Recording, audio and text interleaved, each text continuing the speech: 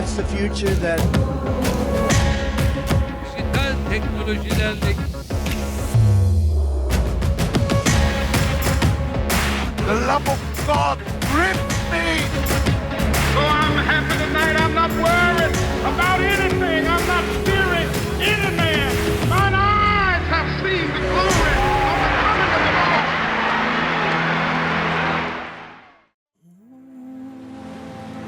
Hello again. Thank you for tuning in to Prophet Talk. We have a very special program today and an incredibly important subject. We're continuing our series on the ancient heresies of the early church. And today we are talking about Pelagius, who was an English monk who left his mark on the early church. In fact, it was such a major issue in the early church that it affected the early church. This is a particular heresy that became integrated into the early church. And we see the residual works of that in the early church throughout centuries, especially in the Middle Ages. This is a very important guy and a very important heresy to look at. So please stay put as we begin to explore Pelagius and the Pelagians. Hello, my friends. Thank you for joining in today to Prophet Talk. We're so very grateful that you're here. Thank you for supporting this program. It just means so much to us. We want to see the gospel go out to all the world. We also want to equip the body of Christ. Part of that equipping is to understand some of the things that we're talking about today. We've been doing a series concerning ancient heresies of the early church. Old demons never die. They just come back in a different form. And this is part 4 of that series. You can listen to the other 4. They're fascinating programs. And today we're going to be talking about Pelagius and Pelagianism, which is really a very, very interesting subject. But our guest today is Torbjörn Aronsson. Torbjörn is the head of the Scandinavian School of Theology based in Uppsala, Sweden. But Torbjörn, thank you so much for being here. But I also know that you're doing a lot of online stuff at this school. Could you explain a little bit about that? Yeah, that's right. So we are a theological seminary and we offer a bachelor's program in theology. We also offer practical pastor and leader training. And we also, in fact, have a Bible course, Bible Keys, for those that have not gone through a Bible school. And everything is online. Those that go through our bachelor program and want to become pastors, they also have seminars 3 times per semester when they meet in Uppsala or some other place, and when they are taught by ministry gifts from different parts of the Pentecostal charismatic body of the church. So we try to equip people for service, both as pastors and evangelists and prophets and missionaries and so on. So if you're interested, please take a look at our website, www.teol.se, and you can find more information there. Thank you so much for sharing that. And I know a couple of churches that are beginning to look at the Bible Keys program. It's a very foundational program. I think it's something that would benefit so many different churches that are out there. But today, we are talking about an individual named Pelagius, and Pelagius was from England. Yes, he was from England. Could you tell us a little bit about him, what he taught, and what's the effect of this today? Yeah, it's a very interesting topic, in fact. Pelagius, he was a British monk who lived in the 5th century.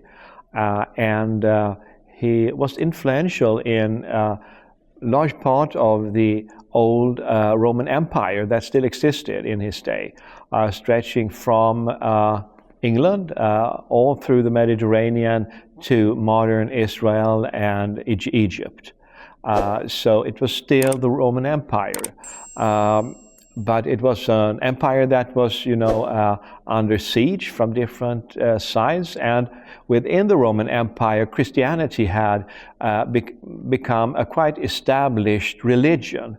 In the first 3 centuries, the Christian faith was persecuted, and the church was not legal at all. In fact, it didn't fit into Roman society at all, and the Christians were persecuted once and again.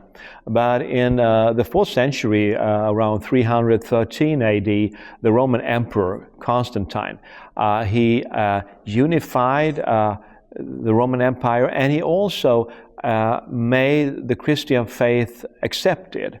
You could be a Christian and have different offices in the Roman state. The churches, they got the right to take up tax, for instance, and the taxes that had gone to the old pagan temples, they went to the churches instead. So now comes a great era for the Christian church. The Christians, they could build churches, they could become public institutions. Many people, they joined the churches now when it was accepted. And the big problem that arose was that now it was not so very hard to, see the difference between a person who were Christian and who were not. Because most of the people in the empire gradually became part of the church or were very close to the church. The radical claims that Jesus makes on us as believers to be followers of Him, to become His disciples, was something that was toned down. It was not emphasized anymore. And this gave rise to all kinds of developments. And there were monastic movements that evolved that proclaimed that to be a real Christian, to take Jesus seriously, you had to become a monk. You had to live an ascetic lifestyle. And then there were others like Pelagius, who probably was a monk. He did not emphasize the monastic lifestyle, but he had a teaching about salvation that was on a similar theme as monasticism. And that was that you can live a perfect Christian life. If you use your free will, you do your very best, you can abstain from all sinning, you can live a sinless, perfect Christian life. So he called the Christians to a radical discipleship, you could say. But he did that by stating that there were no excuse for sin, and if you only wanted, if you did your best, you could live a perfect Christian life. And this, of course, led to all kinds of theological debate and discussions. Fascinating. So, one of the main beliefs that he had to do with the ethic of work and the ethic of if you lived a moral life, that it would get you into heaven. Yeah. Could you talk about that for a minute? He did not deny the death of Jesus on the cross, as I understand it, and he believed in the forgiveness of sins, but he emphasized very strongly that you would have a reward in heaven if you lived a life free from sin. And he emphasized that all Christians could do that, and you had to exercise your free will, and if you did that, you could. His thinking was that God had never required anything from anyone that these people could not do. So everything that God required in Scripture was something that we, in fact, had the capacity to do by ourselves. And this meant that he put a very strong emphasis on what we can do, and a very weak emphasis, if not, very small emphasis on what God is doing and what God can do. So it ended up in a very man-centered type of Christianity, where it's me and what I do that is at the center, not what Jesus has done and what God is doing through the Holy Spirit. Fascinating. Well, I can think of all kinds of things about how this has affected theology throughout church history, and we'll get to that in a minute. But this whole teaching that he had, it went everywhere. Yeah. And it even affected the church in Rome in some ways. They had to call a council to try to work through all that. Could you talk about that? Yeah, there were several councils that were called in different parts of the Roman Empire where the church existed, and they generally, his teachings were condemned because he did not emphasize, he did not, describe the consequences of the fall in sin clearly. He minimized the consequences of sin, and he also minimizes the strength of sin in all of human life. In order to call the Christians to live a life of discipleship and victory over sin, he tended to minimize really the effects of sin. And this was something that these councils, they took issue with. They, of course, also pointed out that salvation is by grace and not by works. The great opponent of Pelagius, he lived in North Africa, and that was Augustine of Hippo, the well-known bishop of Hippo, who have written several very important theological works that have shaped the church in the West. And he took issue with Pelagius in different ways, and their debate and discussions have had repercussions all through church history, really. It's interesting that you mention Augustus, or he's also known as Augustine in the English. Yeah, I'm sorry. he had very, very interesting theology. Yeah. He wrote some very, very powerful books that are still very popular. Yeah. These centuries later. One about the city of God, in particular, and it seems as though Augustine was very much centered on sovereignty in a way, and Pelagius was centered on more of the free will of man. Yeah. I think this is a correct perspective about this. And so what was the conflict between them? Because these were two giants during that age. Yeah, that's right. And this was a conflict that erupted in the Latin-speaking world. None of them were really fluent in Greek, and the Greek-speaking church in the eastern part of the Mediterranean, they did not have much to do with this conflict, and they thought about salvation in a different way than Augustine and Pelagius. Pelagius, he emphasized human responsibility, human capacity, free will, and Augustine, he emphasized the opposite of that. He emphasized the sovereign will of God in salvation. And he emphasized that we are saved by grace only, not by our works at all. It's all the work of God. He also believed that God had elected those that were saved from eternity. So it meant that even our decision to accept Christ was something that God had foreordained.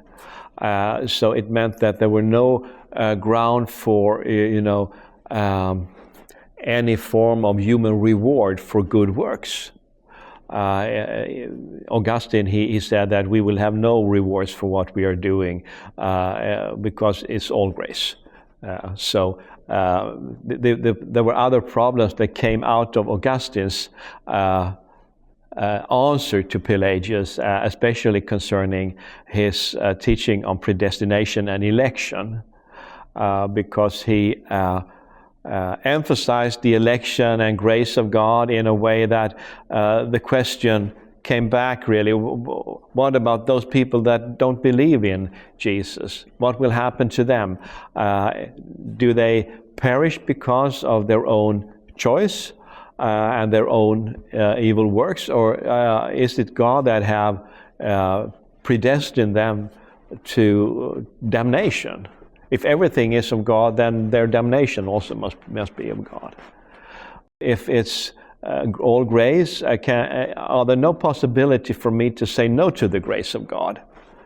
You could say that Augustine, he did not believe that you could say no to the grace of God, that God's grace was irresistible.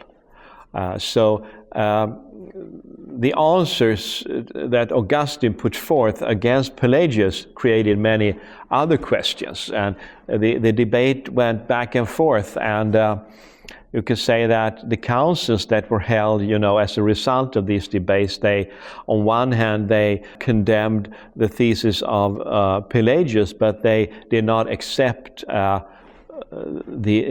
full theology of Augustine, because they emphasized, of course, that man could say no, and even if all were of grace, all of salvation, man still were responsible to receive salvation or reject. So there were tricky questions and strong debates about this. This is such a fascinating subject, and this is such a fascinating discourse where we're actually talking about things that still affect us today in our modern church in the most powerful ways. And this affected the Catholic Church, the Western Latin Church, everywhere. And it had great ramifications where there was several different councils that were called to deal with this issue. And could you tell us about some of them in particular? Yeah, there was one particular council in Gaul, modern France, that was called in 500, I think it was 529, and they at that council they condemned several of the different doctrines of Pelagius, and they accepted some of the teaching of Augustine, but not all. So it was a kind of middle of the road. The church emphasized that salvation is by grace, but man has still the responsibility to reject or accept the offer of salvation.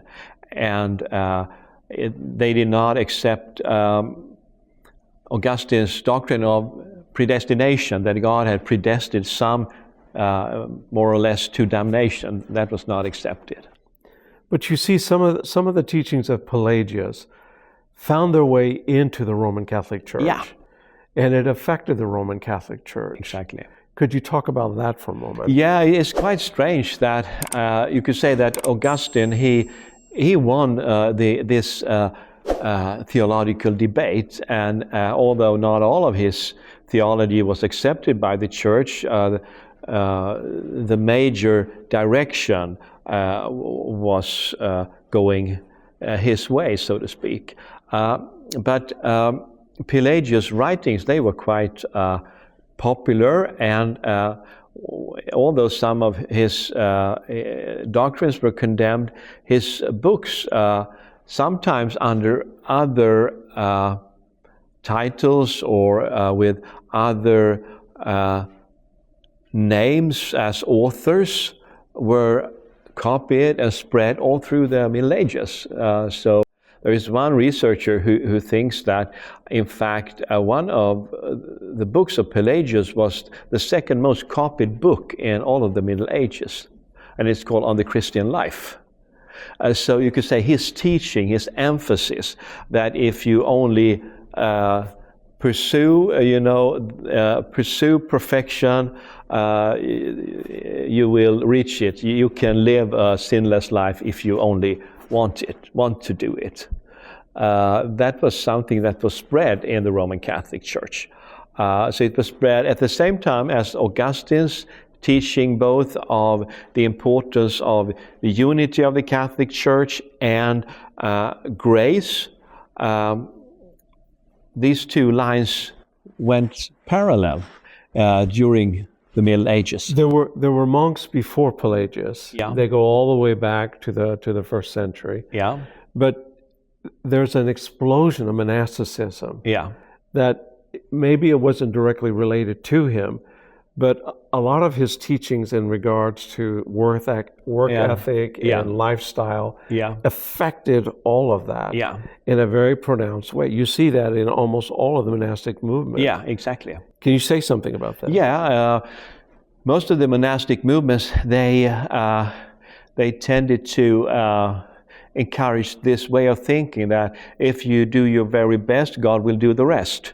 That if you do good religious deeds in different ways, God will reward them. So this thinking about reward and merits, the meritorious works, that was something that came to have a strong influence of much of monasticism. And during the later Middle Ages, this was also revived through, in fact, the so-called Franciscan monastic movement coming from Francis of Assisi, which was a powerful monastic movement, and within it there were certain streams that very strongly emphasized, the free will of man, and also tended to minimize the effects of really human depravity, the sinful nature of man. Teaching that if you only wanting to be perfect, you can be perfect. You can do good works that God will reward. You must devote yourself to it and do your very best. And if you do that, God will give you more grace, and then you can have more rewards. So you see an escalation of his thinking throughout the Middle Ages. Even those that resisted were against him because of the culture and the times. They embrace parts of it. Yeah. So you even see this in the peak of the problems in the middle of the church in the Middle Ages with indulgences, That's for right. instance. Yeah. And indulgences were actually, they were something that wasn't directly related to Pelagius, but they did have a root there. Yeah. And indulgences were what? Yeah, that was letters that were issued by the Pope, and that gave the people that bought them or received them freedom from the obligation to do penitential works. So the Catholic Church, it gradually ran into a way of thinking around sin, confession of sin, and penitence. Developing, the roots were among Irish monks in the 5th or 6th century, where the thinking was that if you have committed a sin and you confess it, you must show that you really are sorry for it. And then you should do, some works to prove that you're sorry. And this developed and became more or less a big industry in the church, that people, they were obligated to confess their sins once a year or more, and when they did that, they were then by the priest summoned to do certain penitential works. Now, if you paid a big sum of money to the church, or you went on a crusade, the Pope could grant you indulgence from those works, saying you don't have to do them because you have done this and this instead, like paying an amount of money to the church or going on a crusade. So that's really the background of it. So the root of this is in this man's teaching from the 4th and 5th century. Yeah, I think it was Pelagius and the Irish monks. The Irish, Fascinating. So you see this wrestling with Augustine, and Pelagius, even in the 1700s. Yeah. You see it with the rise of Methodism and the development of Arminianistic theology. and the Calvinists that were in sovereignty and the Arminianistic that were in free will. And although you can't say that this is really Pelagius, at the same time, it has a root in all of the controversy that wasn't resolved in the 5th century. Can you say something? Yeah, I think that we have these long lines, and it's very much in the Western tradition. It's among Catholics and Protestants we find these tensions. So we don't find in the Eastern Church, we don't find much of this because they approach it in a different way, and Pelagius' writings did not have much effect there. You could say in the Eastern tradition, the Holy Spirit has been more emphasized, and the role of the Spirit in salvation and sanctification. In the West, there were more emphasis on what you do by yourself, really, to improve yourself, to pursue righteousness, perfection, sanctification. I think it's fascinating that the church took this middle road between these two guys, and yet you see a lot of his teaching somehow being incorporated into what they were doing through the centuries. So the big question is, all right, how does this affect us today? How can we see this? Where does this show up in our modern church and our modern age? Yeah, it's a very good question, and I think we are living in a time that is in fact quite different now, because we are living in a time where pleasure is very important. Individualism, people live for their own good, so to speak, and trends in the Christian churches tend to minimize really the responsibility to try to pursue a sanctified life. There is a strong emphasis on grace and not being judgmental, etc. You could say the Pelagian teaching do not have a very strong general influence today, but you can see, of course, pockets of it. And sometimes when you come into more radical revivalist groups, you can see it, where there is a very strong emphasis on following Jesus and doing all kinds of things for the kingdom of God. You can see these tendencies that are similar to Pelagius, where a very strong emphasis is put on your own efforts, and where the work of God is not very much emphasized at all. So I think that we, in fact, in some of the churches which are very much pursuing both revival and mission and so on, there can be an influence of Pelagian teaching that we need to be aware of, that we are not, God is the one who has saved us, and He is also the one that is leading us in when we are working for Him, so to speak. We cannot rule out His and ignore what He wants to do and what is His part in the kingdom of God. I have heard that even modern dispensationalism has been affected by this teaching. And I find that very fascinating to draw that comparison with this. How does that all fit? That's a very good question, and I'm not sure I cannot give an accurate answer there, but I think on the one hand, dispensationalism tend to emphasize, that God is Lord of history and that He has divided history into different dispensations. Sometimes you can see that within these particular dispensations that history is divided into, God is not so sovereign or so important, but it's more what man does that becomes very important. So I think that this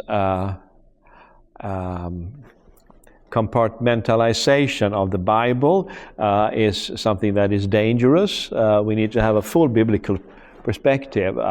And if we have that, then we will also be able to counteract tendencies to Pelagianism, that is a one-sided emphasis on human efforts. So, are there other modern streams that Pelagianism has affected us today, maybe in our society, in our thinking, in our culture? Are there other streams? Yeah, I think that when streams that put a very strong emphasis on human efforts, then you very easily slip into Pelagianism.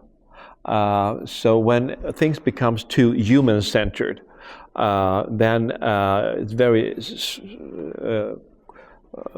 very easy slips into Pelagianism.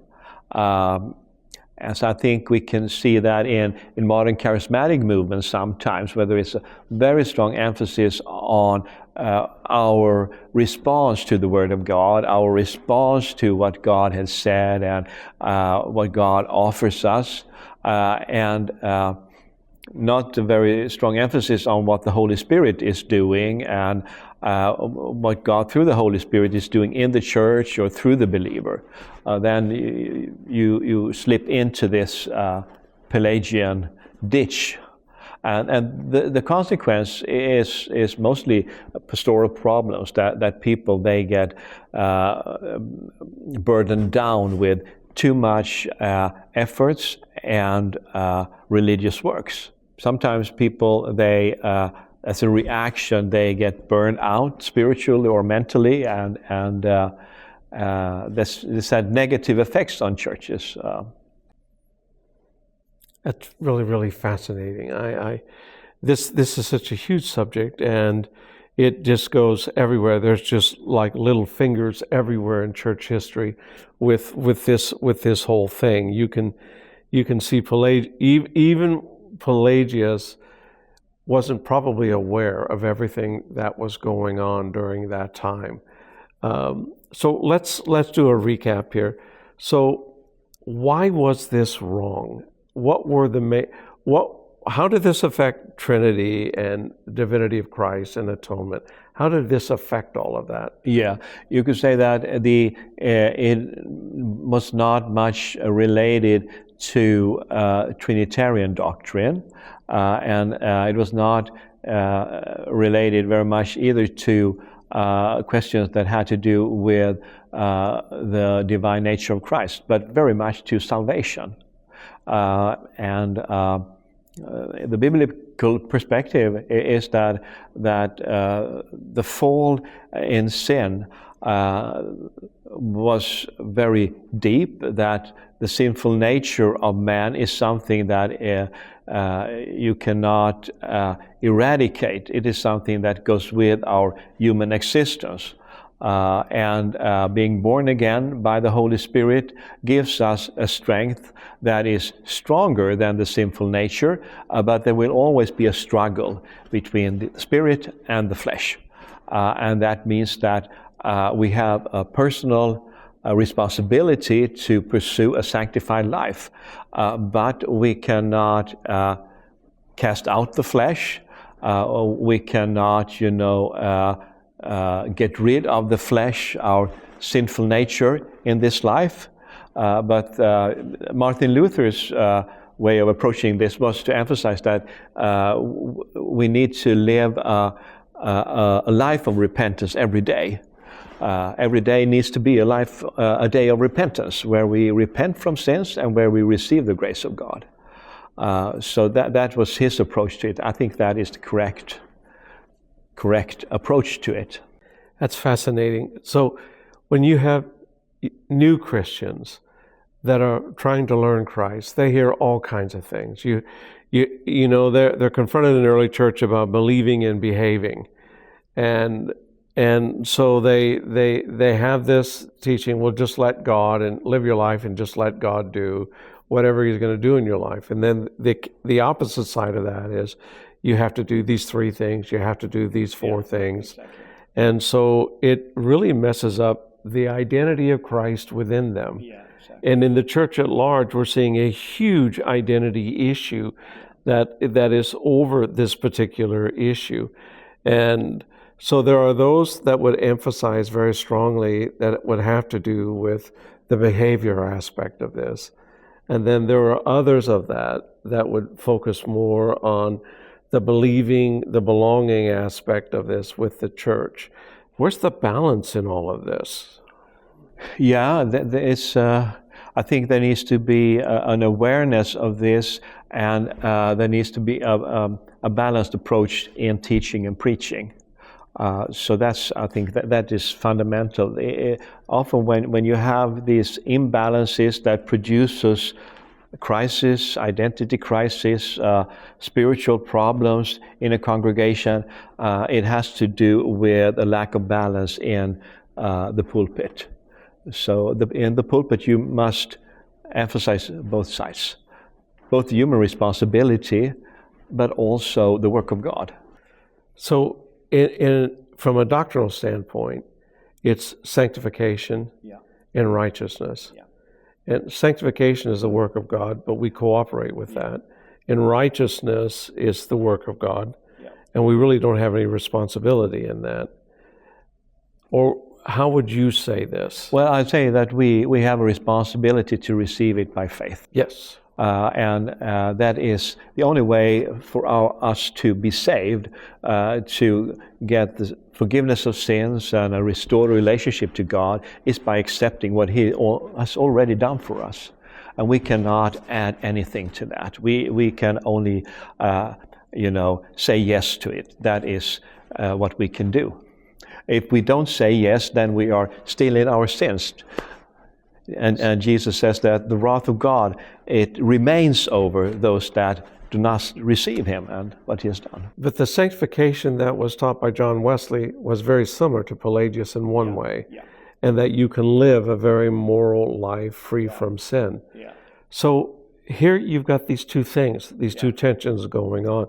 To our viewers here, where's the middle road on this? I think the Luther's approach, I think, is preferable, where he emphasized the limitations of human beings, that we are in constant need of the grace of God, and that we need to every day examine our lives before God and repent from sins that we can see in our lives, and receive the forgiveness that comes by the death of Christ and is totally grace. So we need to cultivate this dependence on God. I think that is what goes wrong is when we think that sanctification is our own work. We must cooperate with God, but without the grace of God and the work of the Holy Spirit, we will not accomplish much. Because if we are successful in, adopting a Christian lifestyle, and we get puffed up and we get haughty and proud, then it has no value. So humility and love for God and people is really the sum of sanctification. Well, this is very, very fascinating. I know a lot of Christians, when they're talking about discipleship, it's about you got to live right, you got to act right, you got to be free from sin. Don't do this, don't do that, don't do this. And then there are others that are saying, well, you're incapable of doing all of that without God helping you. And so they're confused. They're going, what do I do here with all of this? And what you're saying is that if you can just live a life before God, in relationship with Him, where your heart is tender, and where you're saying, I'm a sinner. I know I'm a sinner, God, and I need your grace to wash me every day. Is this correct? Yeah, that's my doctrine. We say amen and hallelujah to that. Amen. Okay. This has been a very fascinating topic. Is there anything else you'd like to say that we haven't covered about this? Well, I think that we come into different historical situations, and sometimes we need to emphasize human responsibility, especially when people live lives that are very careless. Christians, non-Christians who whose lives are really wasted by being living a careless life, then I think human responsibility must be emphasized. But while we are doing that, I think we must be aware of the limitations of our responsibility. Wonderful. This has been such an exciting program, and we are so incredibly grateful that you're here. This is a fascinating subject. I think you can see how this has shifted and how has it affected the church throughout centuries. So we're not going to resolve all these issues, but it's good for us to know what some of these things were, so that as we're walking out our faith in Christ, we can walk before Him humbly. Can you pray for us? Amen. Thank you, Father, for this program, and we just ask you, Father, to minister to the people that take part of them. We just ask your blessing, and we ask you, Holy Spirit, to move in the hearts of the people who watch this program, and that you will help them to find a right balance in their life between relying on you and taking a personal responsibility. In Jesus' name, amen. May God bless you so richly. Thank you so much for being with us. We have one more program together. Torbjörn, thank you very, very much. Thank you. And God bless you, and we'll see you for the next program with Prophet Talk.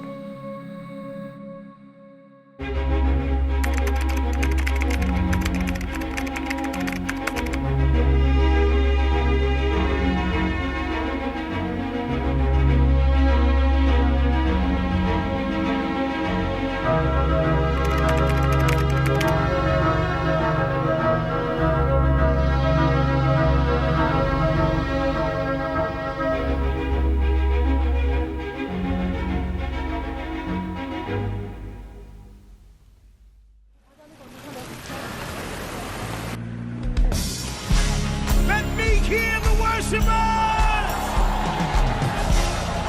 Where's all of my praises? I want everybody around the world to put your hands together, because all the praise belongs to God. Here we go. It's to our God. Every word of worship. With one accord. Every praise. Every praise. It's to our God. Come on, everybody, sing hallelujah to our God. Glory, hallelujah is to our God. Come on, say every praise. Say every praise is to our God. Y'all know how we do it. Take it up. Every praise is to our God. Every word of worship with one accord. Come on, say every praise. Every praise is to